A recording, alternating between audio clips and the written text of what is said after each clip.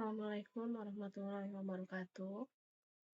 Perkenalkan, saya Tri Utami. Kali ini saya ingin menjelaskan tentang materi pengetahuan dasar pemetaan, penginderaan jauh, dan sistem informasi geografis.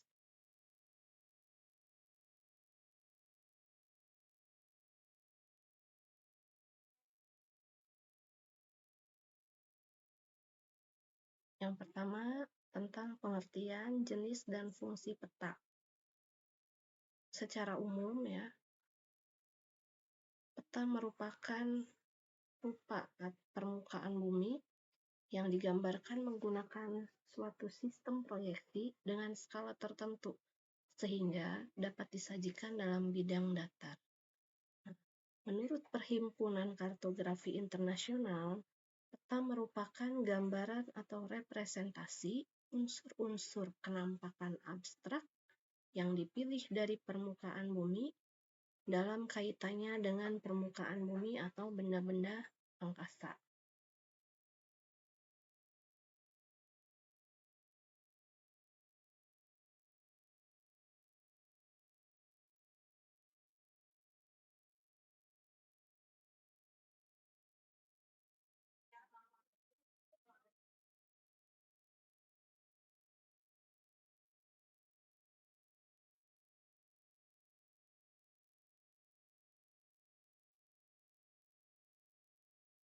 Ada 3 hal penting yang terkait dengan peta.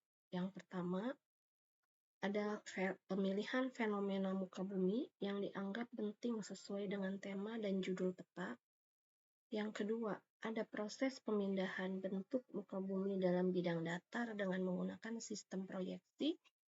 Dan yang ketiga, ada proses pengecilan ukuran muka bumi yang sebenarnya dengan menggunakan skala.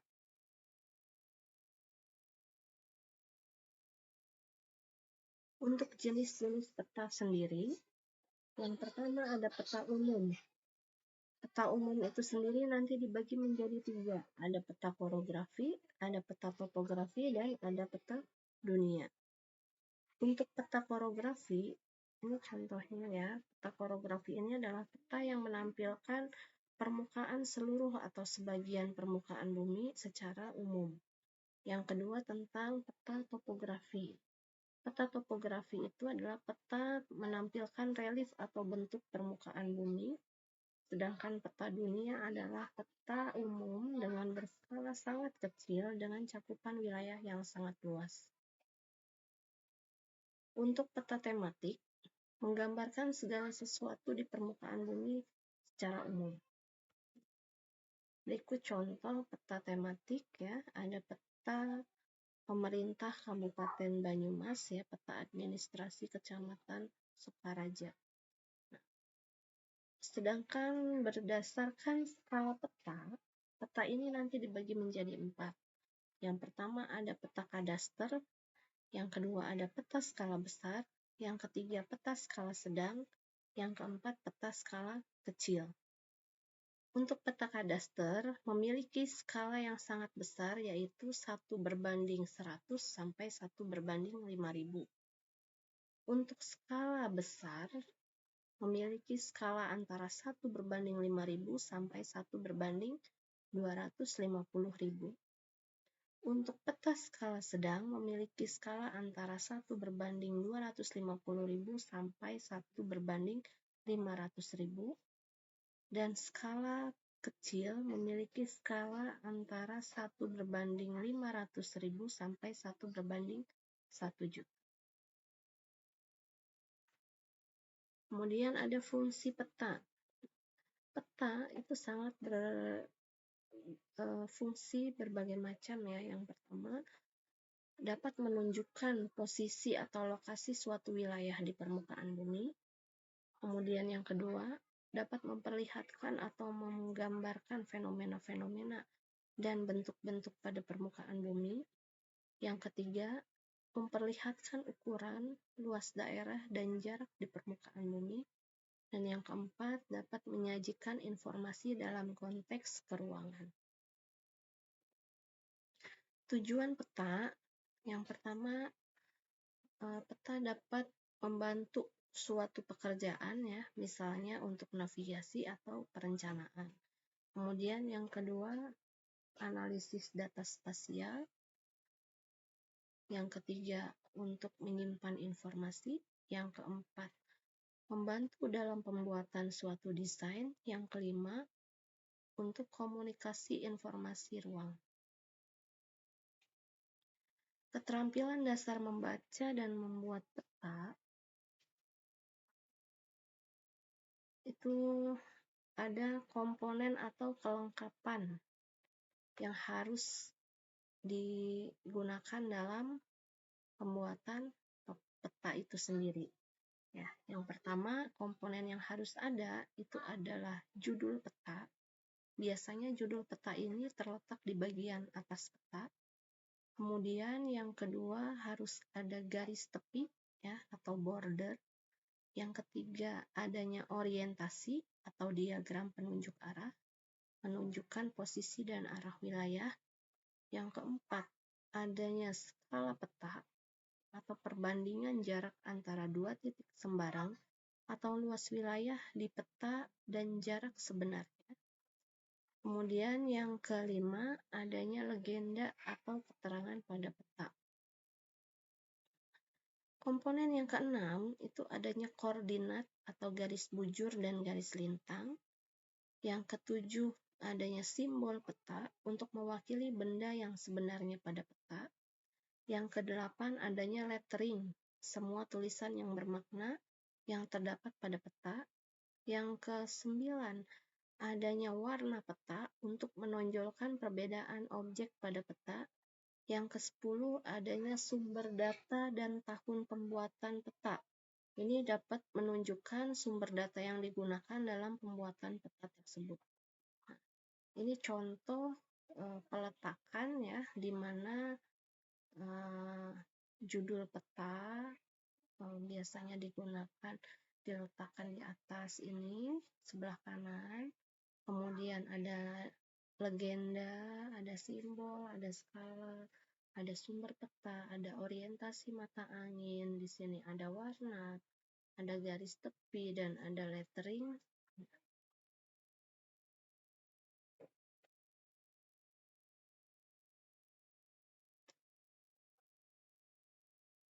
Untuk keterampilan membuat peta itu sendiri, tahapan yang pertama adalah pengumpulan data. Data ini nanti ada dua jenis data yang digunakan. Yang pertama ada data primer dan ada data sekunder. Data primer itu adalah data yang diperoleh dengan cara survei atau observasi langsung. Sedangkan yang kedua ada data sekunder. Data sekunder ini adalah data yang diperoleh dengan observasi tidak langsung. Untuk tahap pemetaan dapat dikerjakan secara manual atau digital.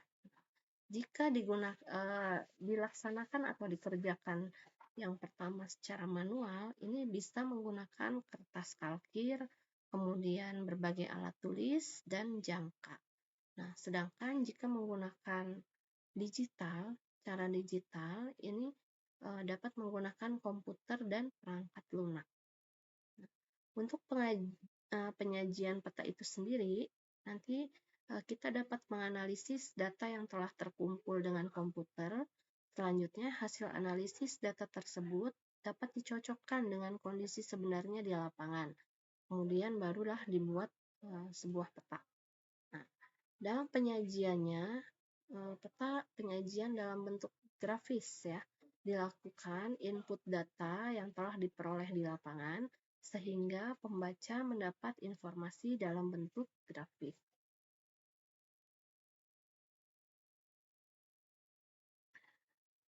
Selanjutnya ada persyaratan peta yang baik ya. Syarat pembuatan peta yang baik, ini yang pertama, bentuk-bentuk daerah, pulau, dan benua yang digambarkan pada peta itu harus sama seperti bentuk aslinya yang ada di permukaan bumi.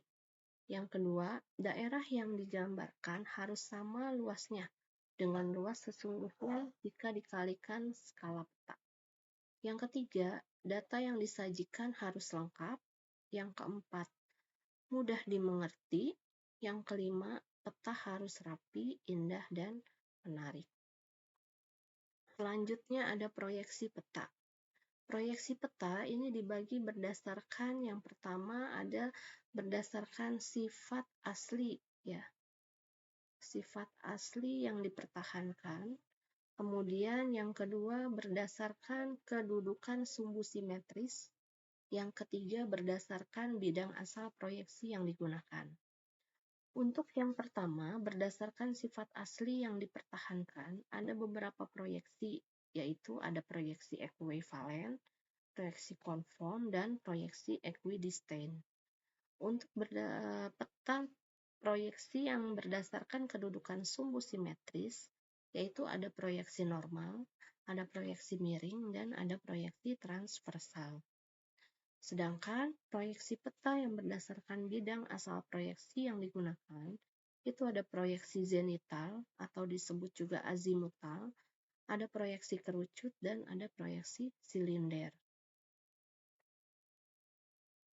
Jenis proyeksi peta berdasarkan bidang proyeksinya, yaitu ada proyeksi azimutal, ada proyeksi silinder, ada proyeksi kerucut. Proyeksi azimutal ialah proyeksi yang memproyeksikan bola bumi di daerah kutub, ya, ekuator, atau tempat yang terletak antara ekuator dan kutub pada sebuah bidang datar. Sedangkan proyeksi silinder ini memproyeksikan bola bumi pada bidang silinder, paling tepat di daerah ekuator atau di sekitar ekuator. Dan yang proyeksi kerucut ini menggambarkan daerah di sekitar lintang tengah. Jenis proyeksi peta berdasarkan kedudukan sumbu simetrisnya ada proyeksi normal, proyeksi miring, dan proyeksi melintang. Proyeksi normal ini adalah garis karakternya berimpit dengan sumbu bumi. Proyeksi miring, garis karakternya membentuk sudut miring dengan sumbu bumi. Sedangkan proyeksi melintang, garis karakternya tegak lurus dengan sumbu bumi. Jenis proyeksi peta berdasarkan titik persinggungan, proyeksi tangen. Bola buminya nanti bersinggungan dengan bidang proyeksi. Proyeksi sekon. Bola bumi berpotongan dengan bidang proyeksi. Dan proyeksi superficial, terdiri atas banyak bidang proyeksi.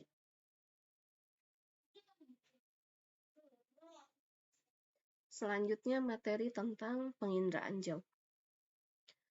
Penginderaan jauh adalah ilmu dan seni untuk memperoleh informasi mengenai suatu objek, daerah, atau fenomena melalui analisis data yang diperoleh alat perekam atau sensor yang menggunakan gelombang elektromagnetik sebagai media perantaranya tanpa menyentuh objek, daerah, atau fenomena tersebut. Ini adalah pengertian penginderaan jauh menurut Lilesland dan Kiefer. Sedangkan pengertian penginderaan jauh menurut David T. Lindgren, penginderaan jauh itu sendiri adalah berbagai teknik yang dikembangkan untuk memperoleh dan menganalisis informasi tentang bumi. Kemudian definisi penginderaan jauh menurut Paul,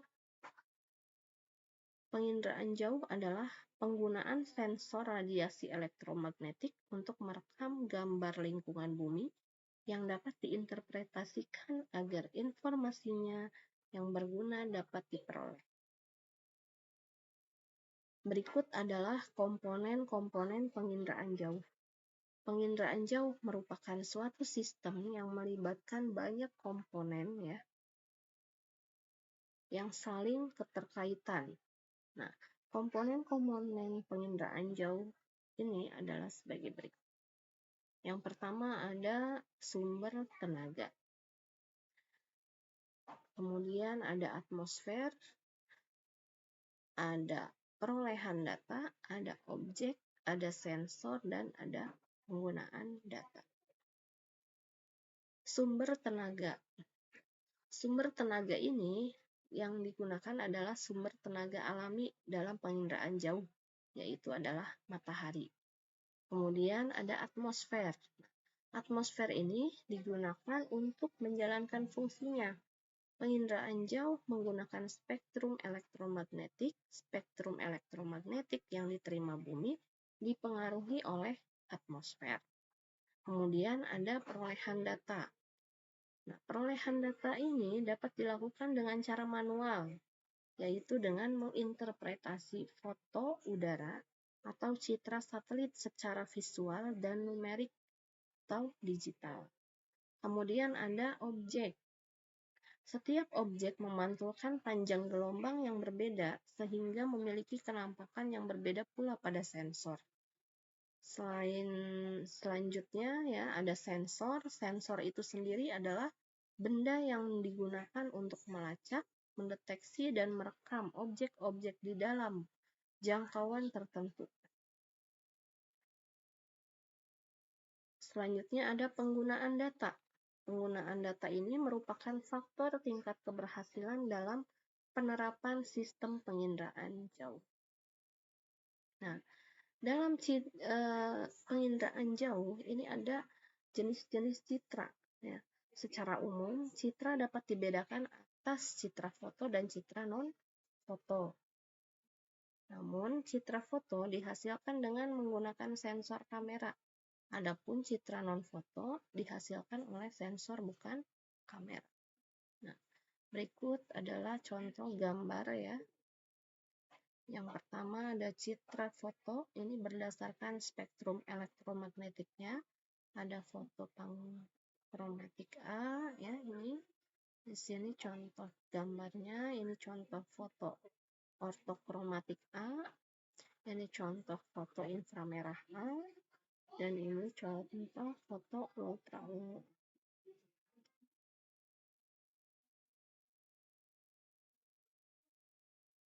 Kemudian berdasarkan sumbu kameranya. Di sini nanti ada foto vertikal atau tegak A. Kemudian ada foto condong miring ya. Contohnya. Yang ketiga berdasarkan sudut liputan kamera ya. Ini contoh pengambilan foto udara tegak di lahan yang datar. Kemudian berikut ada jenis kamera, keterangan untuk panjang fokus kameranya, sudut liputannya, dan jenis foto yang akan dihasilkan. Yang kedua ada citra non-foto. Citra non-foto ini dihasilkan dengan sensor bukan kamera. Nah, citra non-foto ini dapat dibedakan berdasarkan spektrum elektromagnetik, sumber sensor, dan warna yang digunakan. Berikut adalah contoh-contoh foto atau gambar ya dari citra non-foto. Di sini ada satelit image ya. Nah, ini ada perbandingan antara citra satelit dan citra dirgantara. Citra inframerah A, citra radar, citra foto warna semu, citra foto warna asli.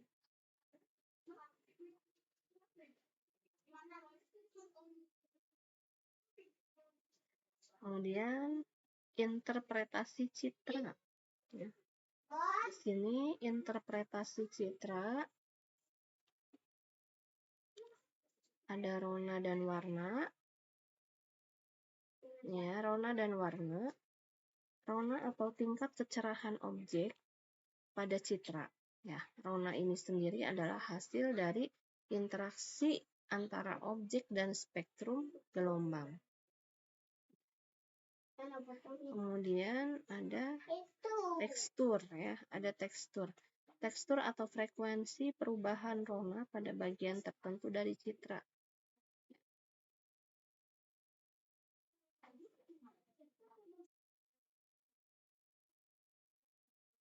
Kemudian ada pola. Pola menunjukkan gambaran objek sebenarnya. Ada bayangan. Bayangan ini adalah objek dan waktu pemotretan. Dapat menjelaskan arah mata angin, foto udara. Ada situs ya. Situs ini adalah letak atau kedudukan suatu objek. terhadap objek lain di sekelilingnya. Nah, kemudian ada asosiasi. Asosiasi itu adalah kaitan antara objek dengan objek yang lain yang ada di sekitarnya. Selanjutnya, materi mengenai sistem informasi geografis atau biasa disebut SIG. Definisi SIG itu sendiri ya, peta dan penginderaan jauh ini tidak dapat dipisahkan dari sistem informasi geografis atau SIG. Nah, sistem informasi geografis merupakan sistem yang berfungsi mengumpulkan, mengatur, mengelola, menyimpan, dan menyajikan segala jenis data geografi suatu wilayah dalam bentuk peta. Di sini ada berbagai para ilmuwan ya yang mengemukakan tentang definisi dari SIG itu sendiri.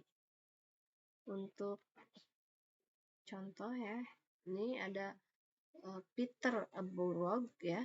Menurut Burroug, ini sistem informasi geografis adalah seperangkat alat yang penuh daya untuk mengumpulkan, mengubah, dan menampilkan data spasial dari dunia yang nyata.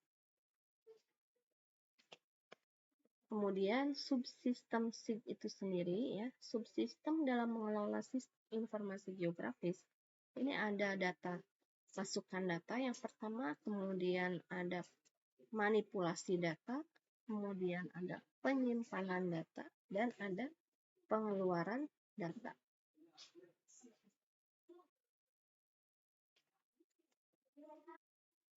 Untuk yang pertama, masukkan data, di mana subsistem masukkan data merupakan proses pengambilan, pengumpulan, dan perubahan data spasial dan data atribut. Setelah masukkan data, di sini datanya ada proses manipulasi dan analisis data. Manipulasi data adalah proses mengubah data dalam upaya membuatnya lebih mudah dibaca tanpa mengubah informasi yang terdapat di dalamnya. Kemudian ada penyimpanan data. Dan ada yang terakhir, keluaran data.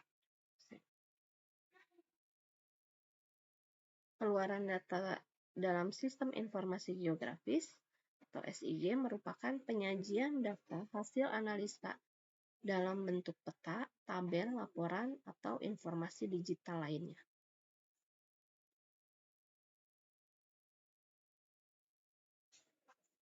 Di sini ada berbagai komponen sistem informasi geografis atau SIG. Yang pertama ya, di sini ada gambar, ini sebuah perangkat keras atau komputer, laptop ya, bisa digunakan. Kemudian ini perangkat lunak, ya, komputer ya. Kemudian ada manusia atau brainware-nya. Nah, nanti menggunakan aplikasi seperti AirMapper, GIS, dan lain sebagainya. Untuk pemanfaatan dan penerapan SIG itu sendiri atau SIG, ini bisa digunakan dalam bidang sumber daya alam, ya, dalam bidang perencanaan keuangan, dan dalam bidang pendudukan. Dimana contohnya misalnya pada penggunaan SIG, kita dapat mengetahui ya berbagai persebaran sumber daya alam yang ada di Indonesia. Kemudian untuk bidang kependudukan, dengan adanya SIG, kita dapat mengetahui jumlah populasi penduduk yang ada di Indonesia, baik dari jenis kelamin atau jumlah kematian dan angka kelahirannya. Kemudian untuk bidang perencanaan tata ruang itu sendiri, untuk penerapan SIG, kita dapat mengetahui wilayah mana saja ya yang tata ruangnya sudah berubah. Apakah tadinya itu hutan, sekarang sudah menjadi wilayah perumahan ya, sudah berubah. Kita bisa dilihat dari SIG itu sendiri. Untuk bidang pendidikan juga bisa digunakan ya pemanfaatan SIG, untuk menentukan lokasi pendidikan, ya, kemudian sistem informasi pendidikan, kemudian dalam bidang militer misalnya analisis rute-rute perjalanan logistik dan peralatan perang. Oke, mungkin sekian materi yang bisa saya jelaskan mengenai pengetahuan dasar pemetaan, penginderaan jauh, dan sistem informasi geografis. Kurang lebihnya saya mohon maaf. Terima kasih. Assalamualaikum warahmatullahi wabarakatuh.